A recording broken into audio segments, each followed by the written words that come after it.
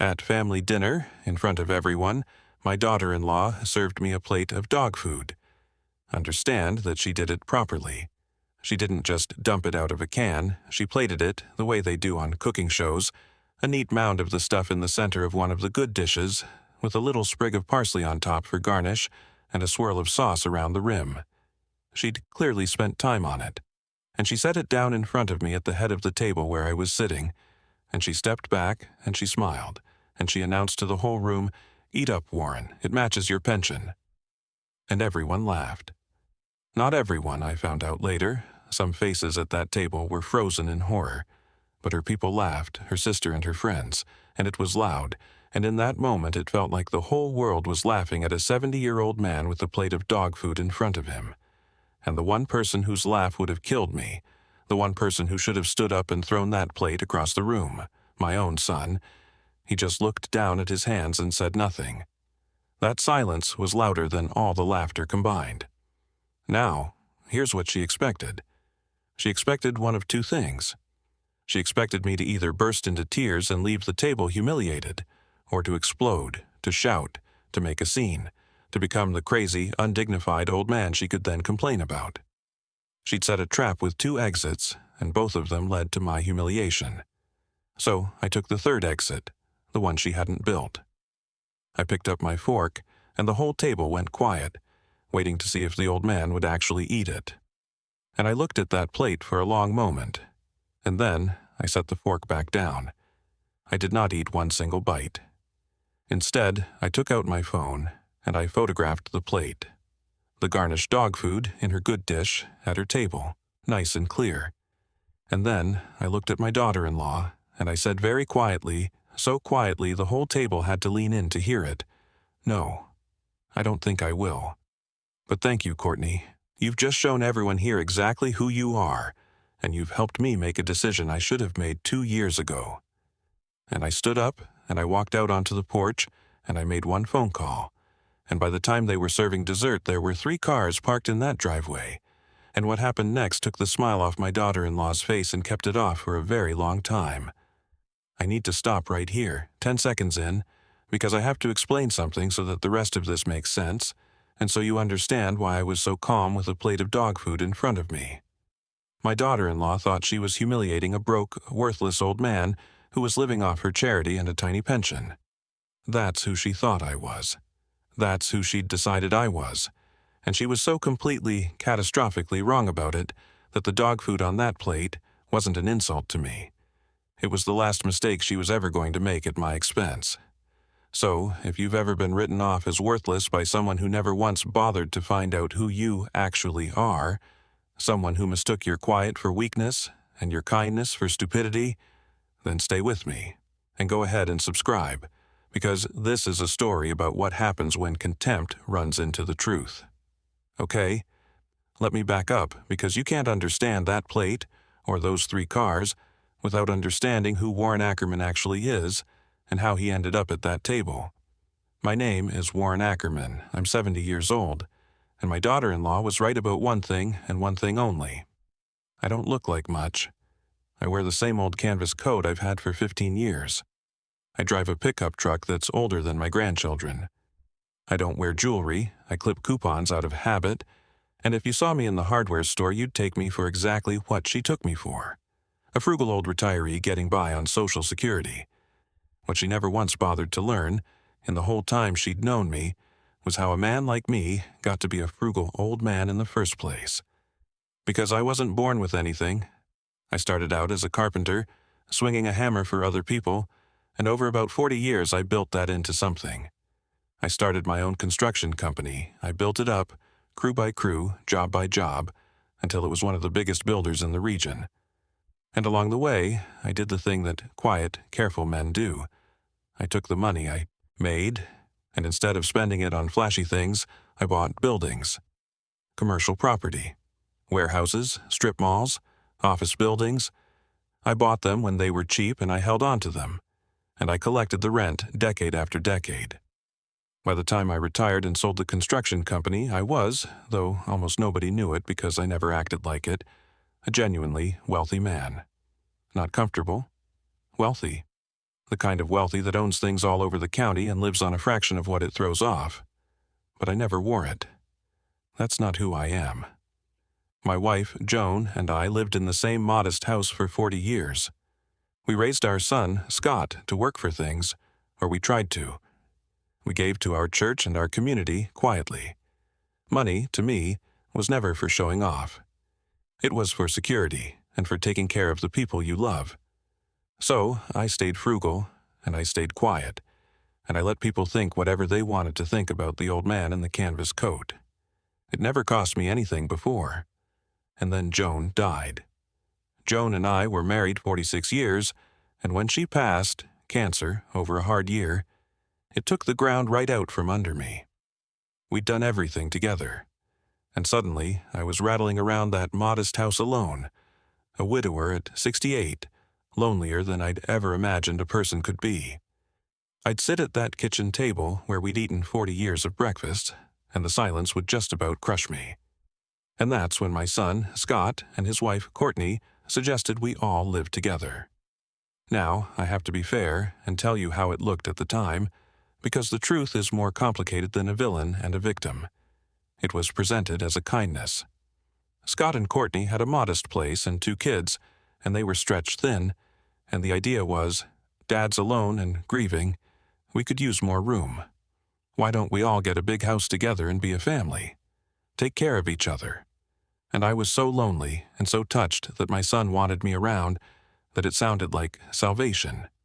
To not be alone. To have my grandkids under the same roof. To be part of a family again. So here's what I did, and I did it gladly, and I never made a big thing of it, because that's not my way. I bought the house.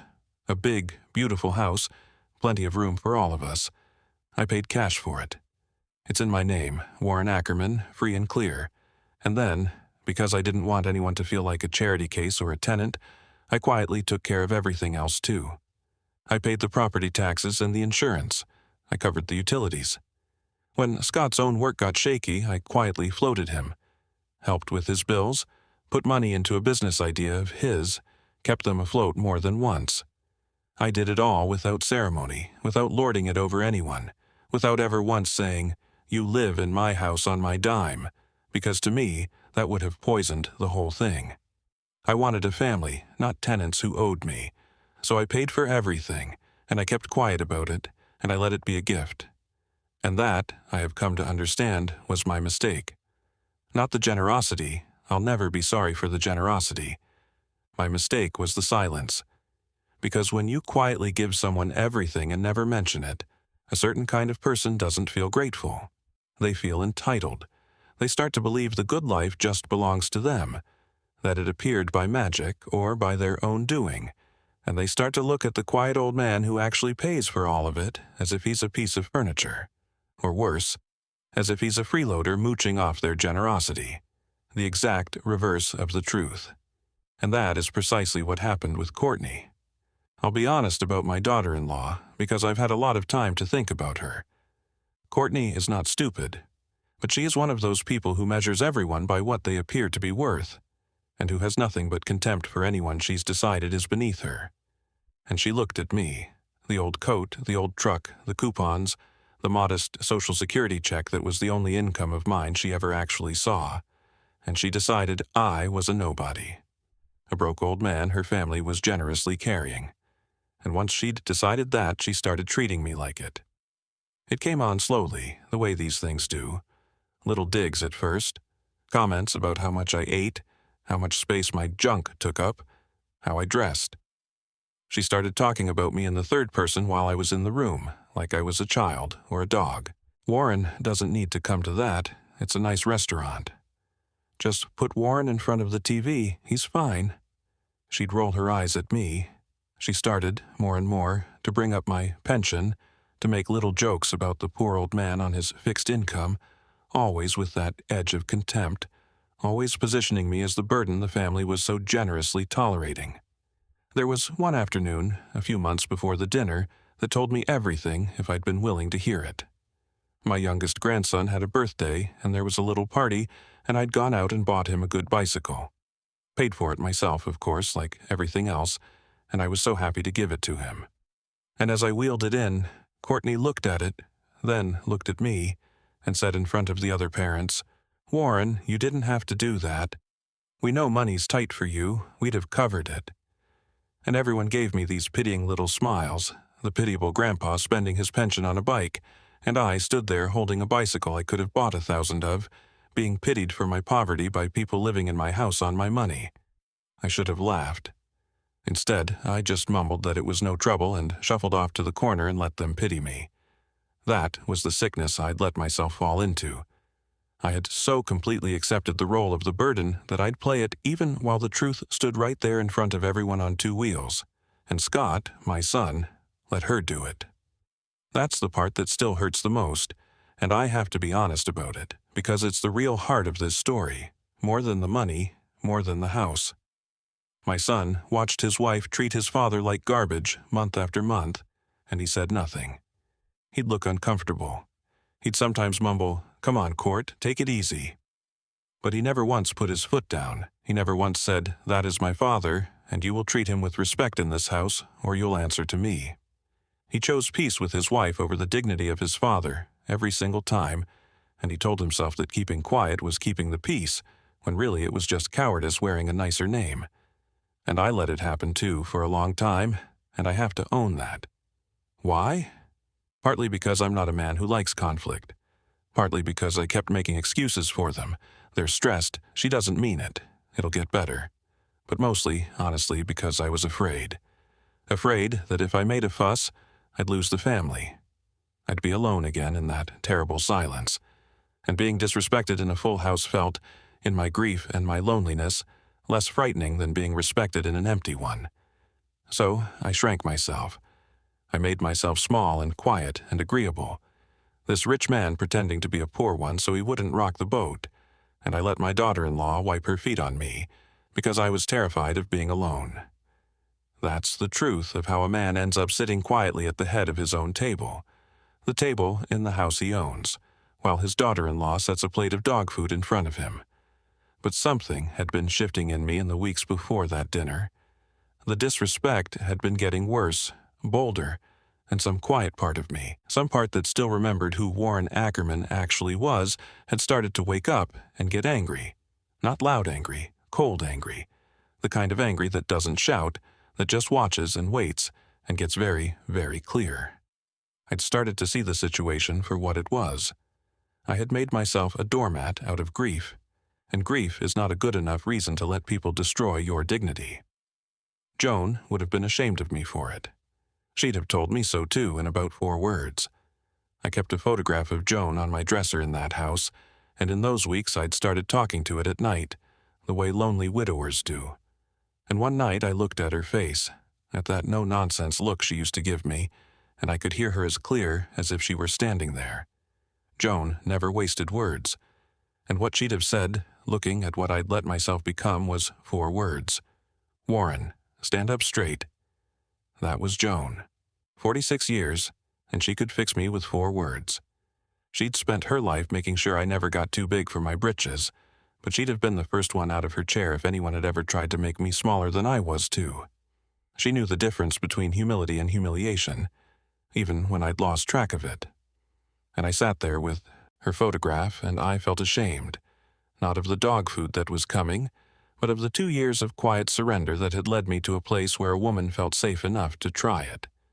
So by the night of that dinner, I was closer to the edge than any of them knew. I was a man who'd been talking himself, slowly, back into remembering that he was somebody. And then Courtney served the dog food. And that was it. That was the thing that snapped the last thread. Because there's disrespect, and then there's a calculated, public, gleeful cruelty, designed to degrade a human being in front of a room. And those are different things, and the second one cannot be excused or explained away or slept off. When she set that plate down and said, "It matches your pension," and the laughter started and my son looked at his hands, every excuse I'd ever made for them burned away, all at once, and left behind something very clear and very calm. I was done being their doormat, completely, permanently done. Now let me take you back to that table, and the fork, and the phone call, because now you'll understand what you're watching. When I set that fork down and refused to eat and photographed the plate and told Courtney she'd shown everyone who she was, I want you to know I wasn't being dramatic and I wasn't bluffing. Every word was deliberate. The photograph I took because a lifetime in business teaches you to document things, and because I wanted her to wonder, in the pit of her stomach, what an old man was going to do with a photo of what she'd just done. And when I said I'd finally made a decision I'd put off for 2 years, I meant it with my whole heart. Because in that moment, walking out onto that porch, I had decided to stop pretending. To stop being the poor old man. To become, again, Warren Ackerman, who built a company from a hammer and owned half the commercial buildings in the county, and who was about to remind everyone at that table, especially my son, exactly whose house they were sitting in. I stepped out onto the porch into the cool evening air, and I took a breath, and I dialed. Before I tell you who came to that house, picture the man Courtney never bothered to see. 30 years ago, I had 400 people working for me. I built hospitals, schools, the shopping center Courtney buys her groceries at. I built that with my own company before she ever met my son. Men who ran this county came to me for advice and for loans. I've sat across the table from bankers and mayors and never once felt small in my life because I'd earned my place the hard way and I knew exactly what I was worth.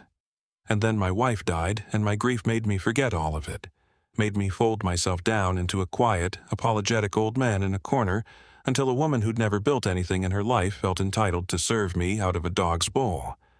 That's the man who walked out onto that porch to make his phone calls. Not a beaten pensioner, but a builder who'd finally remembered he still knew how to build and could just as easily take apart what he'd built for people who didn't deserve it. My attorney's name is Gordon, and he's handled my affairs for 30 years. The company, the properties, all of it. And Gordon happened to live about 15 minutes away.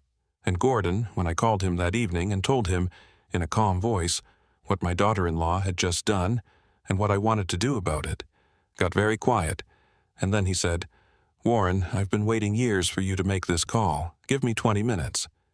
Because Gordon had watched me let these people walk all over me, and it had eaten at him for years. And I made 2 more calls from that porch.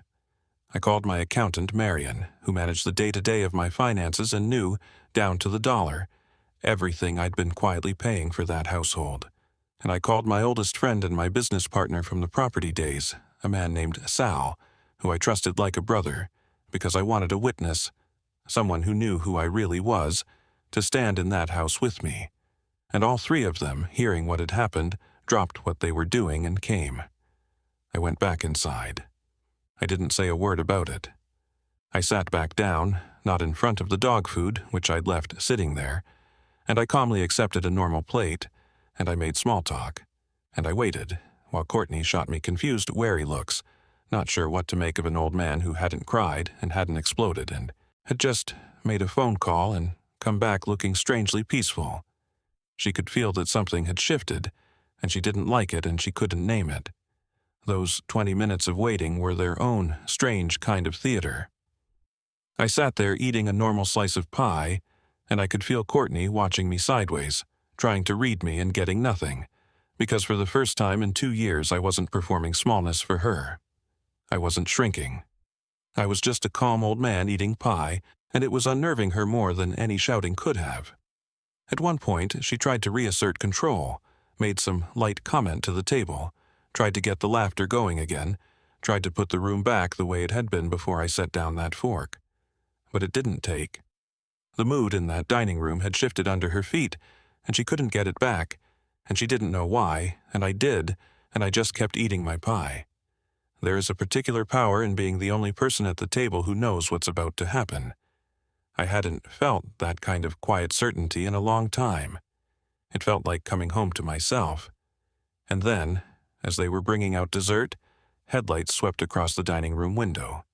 And then another set, and then a third. 3 cars pulling into the driveway of my house, one after another. And I watched Courtney's face as she got up to look out the window, and I watched her try to figure out who would be arriving at her family's home at this hour. And I said, still calm, still quiet, "That'll be for me. I hope you don't mind. I've asked some people to come by. This concerns everyone, so let's all stay at the table." Gordon came in first, in his suit, with his leather briefcase, and he shook my hand warmly and called me Mr. Ackerman, with the respect of a man who's known you 30 years. Then Marion, professional and sharp, with a folder of documents. And then Sal, big, well-dressed, successful Sal, who walked in, saw me, and crossed the room to embrace me and say, loud enough for everyone, "Warren, you okay? What did these people do?" And I watched my daughter-in-law's face as she registered all of this. The attorney, the accountant, the wealthy, commanding friend, all of them arriving for the broke old man, all of them treating him with obvious deference and respect and even love. I watched the first crack of real fear appear on her face, because none of this fit the story she'd told herself. Broke, worthless old men do not have attorneys who drop everything, and accountants with folders, and successful friends who rush to their side. And then Gordon, at my nod, opened his briefcase, and he laid it all out for the room, calmly and clearly, the way a good attorney does.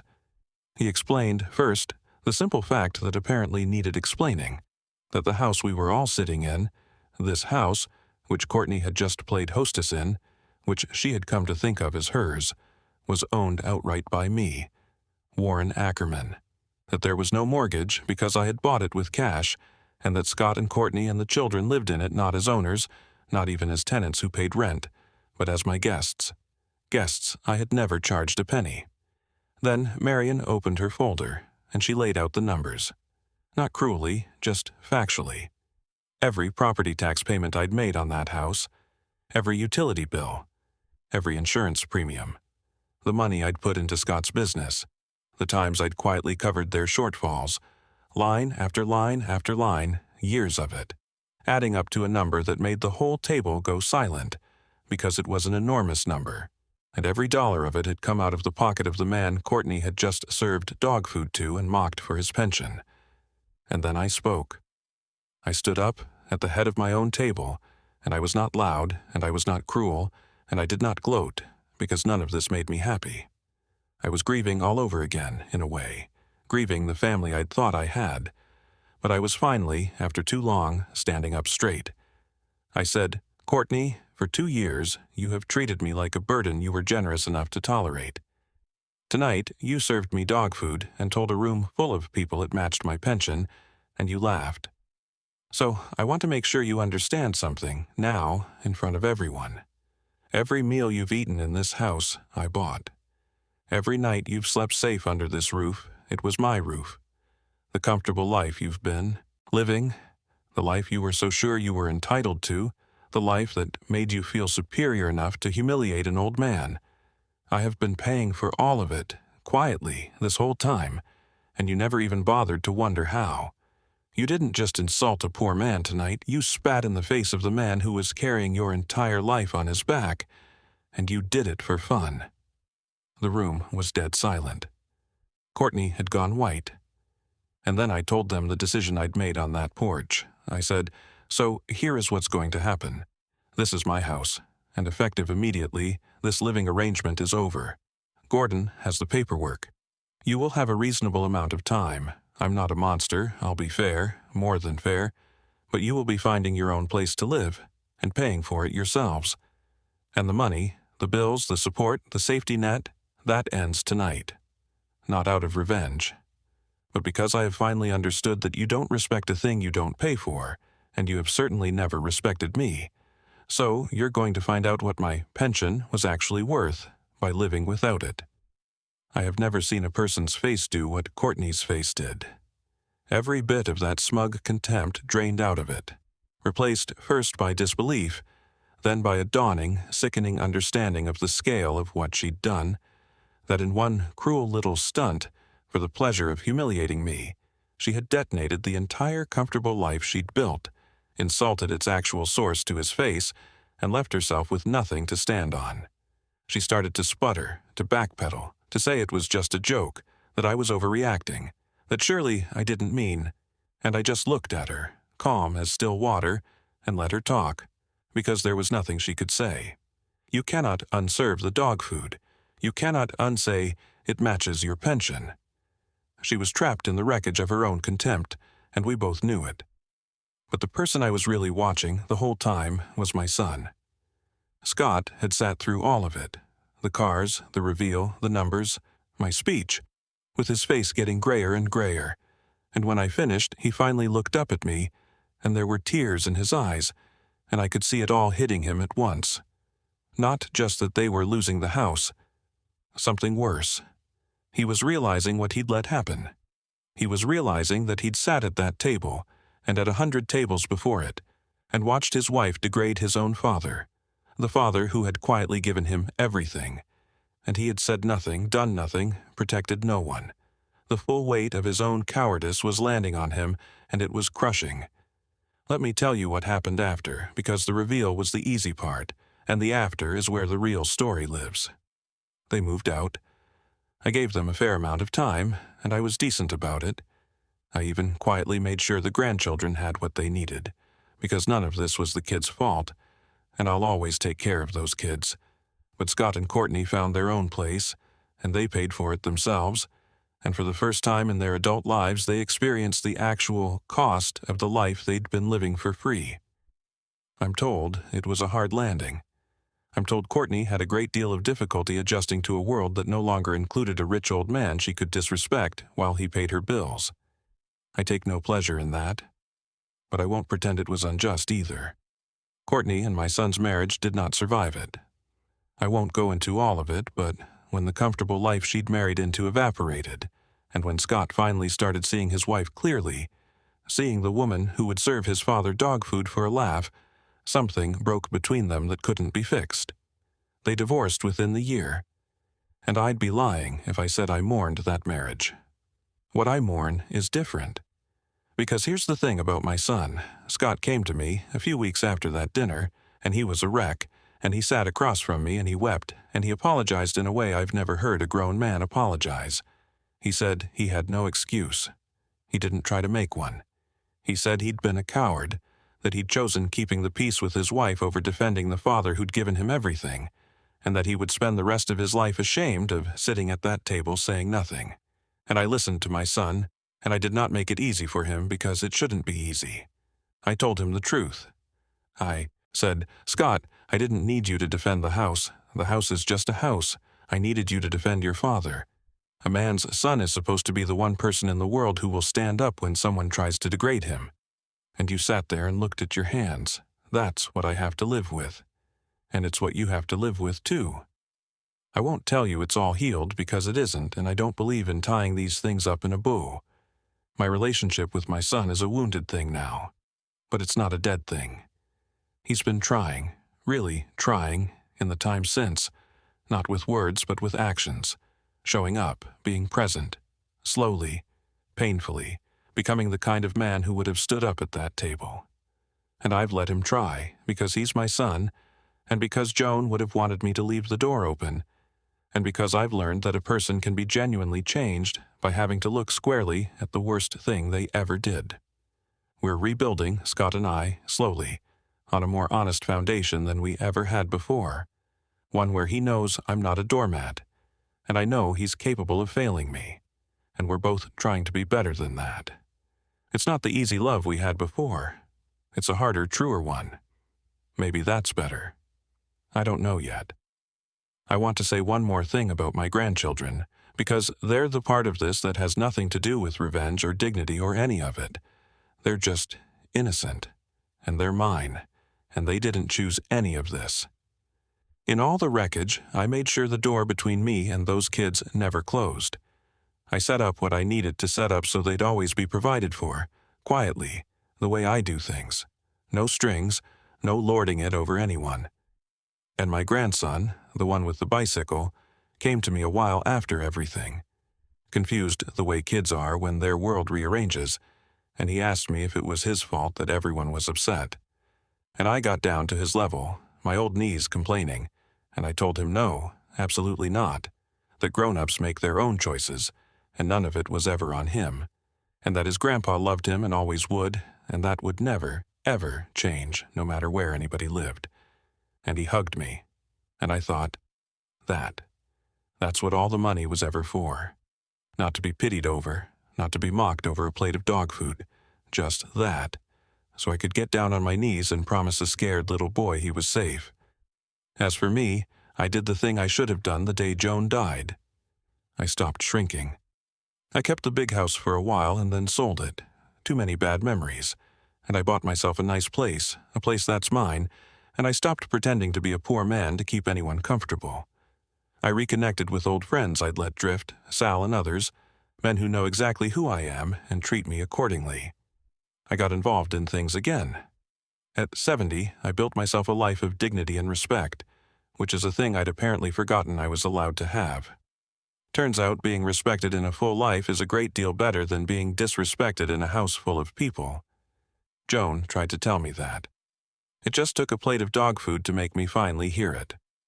Let me leave you with one thing, and then a question, because I really do read these. My daughter-in-law looked at an old man in a canvas coat and decided she knew exactly what he was worth. And she was wrong, and it cost her everything.